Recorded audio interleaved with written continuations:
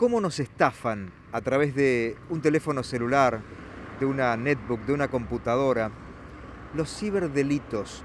Vamos a hablar de estos temas en este encuentro de primera mano en Red 43. Vamos a visitar la Oficina de Cibercrímenes, que depende de la Procuración General de la provincia. Los delitos, las estafas más comunes y qué hacer para estar prevenidos. Esta es una fiscalía especializada en cibercrimen y evidencia digital que se creó el año pasado. Comenzamos a funcionar ya como fiscalía individual en el mes de julio del 2020 y conformamos, y esto es la novedad, un equipo interdisciplinario de investigadores en causas de cibercrimen, lo que se conoce hoy como cibercrimen. Este equipo interdisciplinario está compuesto por licenciados en informática, licenciados en criminalística y un psicólogo especializado en perfilación criminal. Y luego estamos, por supuesto, el ala legal, el fiscal y el funcionario, que somos los encargados de presentar el caso ante los tribunales. Cuando hablamos de cibercrimen, ¿de qué hablamos?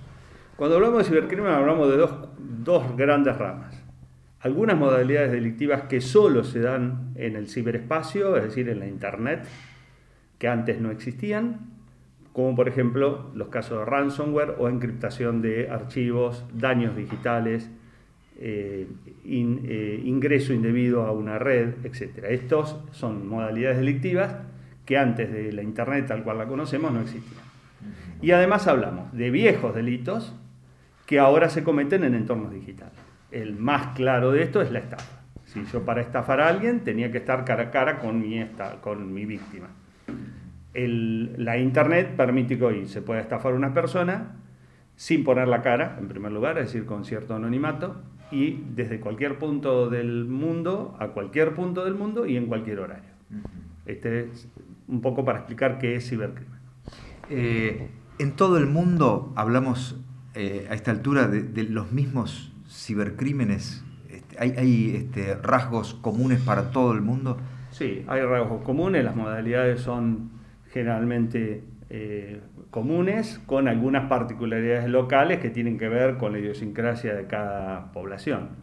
De hecho, el conjunto de naciones ya en el año 2001 vio esto como un problema y ahí nace la Convención sobre Cibercriminalidad a la que adhirió la República Argentina, y de ahí que nuestra legislación incorporó todas estas nuevas figuras.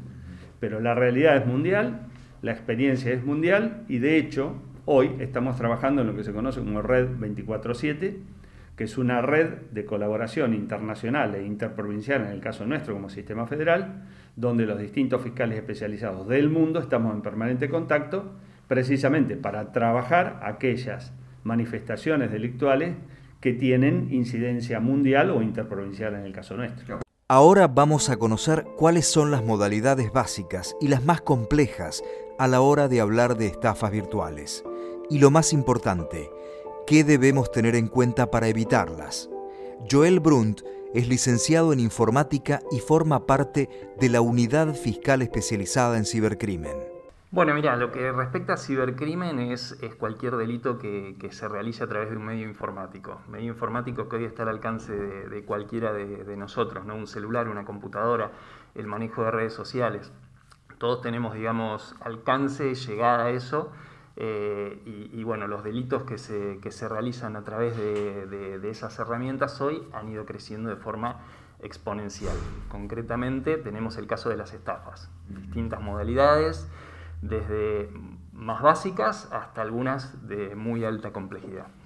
Vayamos a las básicas. ¿Cuáles son esas modalidades más frecuentes de estafa? Lo básico que tenemos hoy es cuando manipulan a una persona para que vaya al cajero mediante un llamado telefónico, donde le dicen que ha sido beneficiado con algún crédito o con alguna devolución o que tiene que realizar algún tipo de pago. Entonces los guían hasta el cajero y los van llevando, digamos, con una serie de pasos para que generalmente le entreguen lo que es la clave del home banking o el token, que hoy la gran mayoría de los bancos te lo están exigiendo.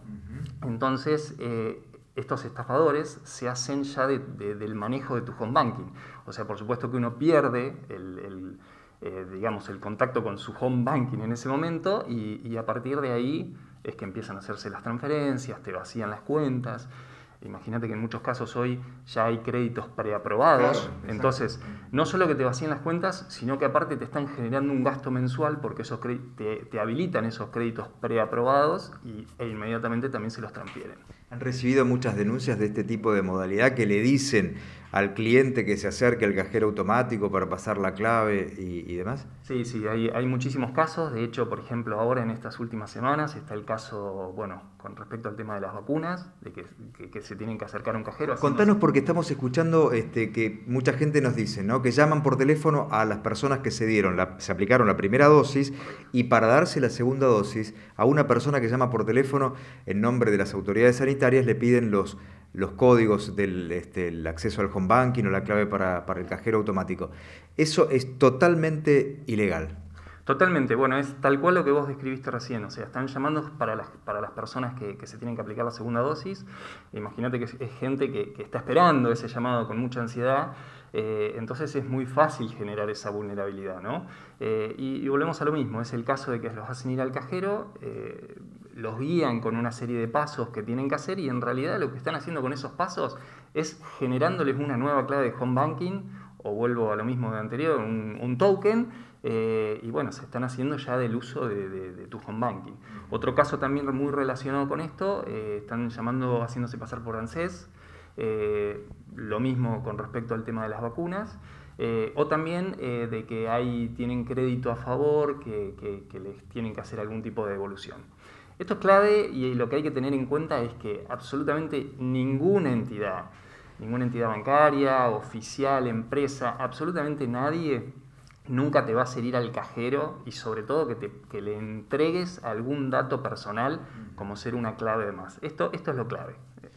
Ahora, ahí hay un trabajo que se denomina, entiendo, de ingeniería social, ¿no? Porque llaman sabiendo que, de pronto, hablando de las vacunas, alguien se aplicó la primera dosis y debe darse la segunda. ¿Cómo manejas esa información? Sí, por un lado tenés lo que es la ingeniería social, que hoy en día hacer ingeniería social a través de las redes ya no es algo complejo, porque tenemos nuestras vidas en las redes. Ni hablar cuando uno empieza ya a tener, ya sea cualquiera de estas redes sociales públicas, ¿no? Porque uno los puede tener público o privado. Nosotros siempre recomendamos que por lo menos que lo tengan privado, como para que únicamente sus contactos, sus conocidos, sea quienes puedan tener acceso a esa información que uno estás dando una recomendación ahí. Por supuesto, eso es básico. Y por otro lado también es un poco prueba y error, ¿no? O sea, tal vez se están comunicando con gente que no es efectivamente que se tienen que dar la segunda dosis, que tal vez ni siquiera se pusieron la primera, pero de un listado de personas, que hoy en día muchos se manejan todavía con la guía telefónica, ¿no? Entonces, tomar datos de una persona no es algo tan complejo. Entonces, si llaman a una persona que tal vez ni siquiera es que se tiene que colocar la segunda, se tiene que colocar la primera, pero es un poco prueba y error. Bien, nos enteramos cada vez más frecuentemente, que hay estafas con los chips de los teléfonos celulares. ¿Cómo es ese modus operandi? Bueno, eso es un modo que se nos está dando ahora relativamente nuevo, y es uno de los casos que te mencionaba anterior más complejos, ¿no? Lo que entendemos es que una persona se está haciendo pasar por el titular de una línea ante la empresa telefónica, diciendo: perdí mi chip, se me dejó de funcionar, ¿no? Entonces lo que pide es el duplicado del chip. Una vez que, imagínate que a vos te llega el duplicado y lo activas, ya te estás haciendo de esa línea de teléfono, ¿no? De toda la información que tenía, ¿no? Previamente.